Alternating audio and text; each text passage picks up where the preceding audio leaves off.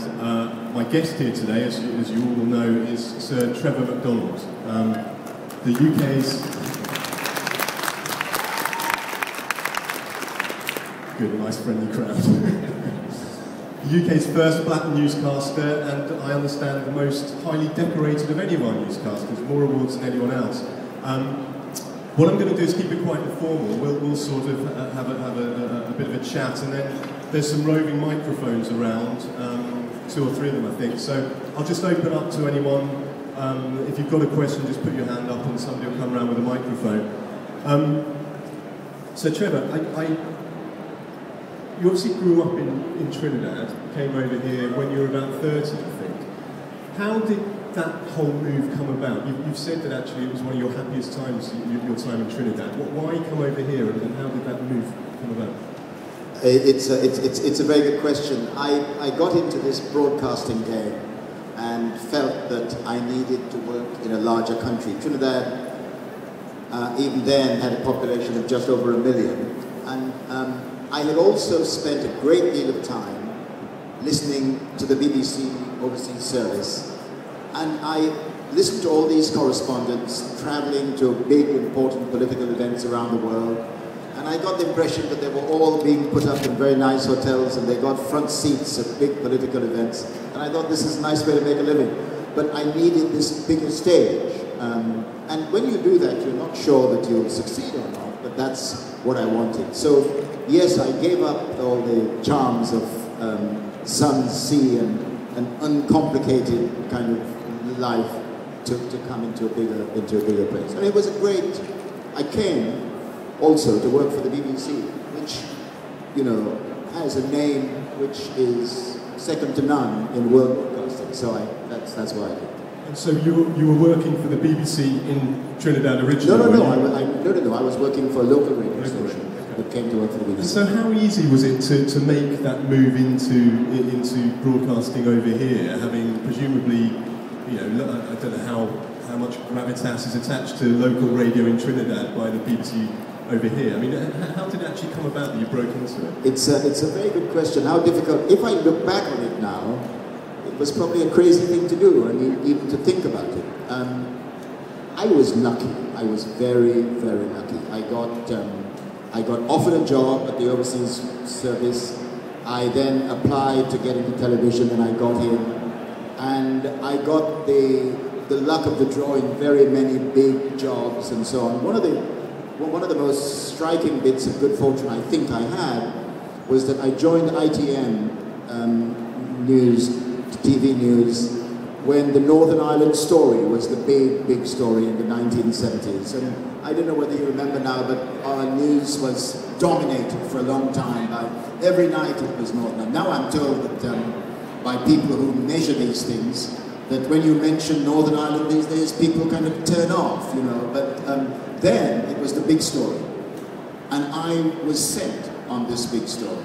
And I suppose it helped me make my name. So, you know, whatever you do in life and however good you think you are, and most of us think we are better than we really are, however when you think you are, you need that bit of good fortune. I had lashings. I was very lucky. And when you were over in Northern Ireland, that was often, you know, doing more on-the-ground reporting. Is that something that you missed? I mean, then moving back and very much in front of the desk and reporting as the front man. Did you miss that more, I suppose, more gritty side of getting close to the story? Again, I mean, you make a very, very good point. I was lucky. I got a chance to do both. So I would anchor the news for a few months, and I would travel for another few months. That is to strike it rich. All your ships have come in at once, and I got the chance to do that. And I did think that the two things had a kind of interconnection.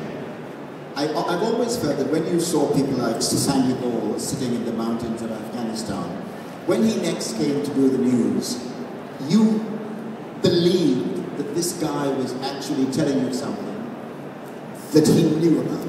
It gave him credibility, it gave him accessibility, it gave him that often used word which nobody understands what it really means, but we all use it, it gave him gravitas. It gave him the sense that he was talking about something that he really knew. And I got the chance to try and cultivate that. So I was, again, very, very lucky. Do you think that's sort of changed to a degree, the sort of democratization of information in a way, where everyone's got a Twitter feed, everybody's able to post a blog, that there's less sense in which newscasters or broadcasters spend time in destination and get to understand it? Is it made journalism a bit lazier somehow, or less in depth? I don't think it makes it lazy. I think it's a fact of modern life and the modern developments. I do think that you learn much, much, much more if you spend some time in the place. Many situations are very, very complex, and they're not always susceptible to easy comprehension. So you can't always fly in and discover everything that's going on. I mean, one of the great criticisms about journalism is that we have been accused of sort of, flying over a continent and one evening and the following morning writing the definitive book about it. That doesn't really happen. I remember in the Philippines, for example, in the Marcos time, I spent about 6 weeks, if not more. It was probably more. And I thought that by the end of that time, I was beginning to understand exactly what was going on. I don't think I could have had that understanding had I spent a few days or had I spent a week. You need time. And I think one of the problems now is that people are not always given the time to really, devote to the subject. The other point, if you allow me just to make the other point, is that I remember once I was talking to a BBC reporter in Iraq, in Baghdad, and he was doing stuff for many, many services. He was constantly being interviewed. And I said to him, where have you been in Iraq, in Baghdad? I was up north today, and I'm going south tomorrow. And he said to me, very honest, I've been standing here doing these interviews because I'm constantly being asked to do interviews. So there are lots of modern sides to the information business and to TV news and so on, which make people work much harder, much more quickly. And I'm not sure that that's always susceptible to a greater understanding of what the subject is. And presumably having to react so quickly to news, because it's so instantaneous, brings a certain responsibility as well, not only in having to understand it fully, but the very fact I suspect that news can influence events as much as report upon it. I mean, if you get something wrong, people would see that information everywhere, and it could, I suppose, have an effect on the way that very event progresses. Well, we hope when we get it wrong, nobody notices too much, and we cover it up. But it's very important. I have always placed a great, great store by trying to make sure you get it right, and it's not always easy. International politics and the politics of Iraq and Afghanistan and Syria and the whole Arab Spring region generally. A lot of these things are very, very, very complex, and we don't always get an understanding of what's going on. I'll just give you an example a recent example. I do not understand what happened at that football match in Cairo. I've seen the news stories about it, and if anybody here does, I'd like them to tell me. I have no idea why 74 people died in that game. None. And yet it's been on the news every night now, and over, across several news bulletins.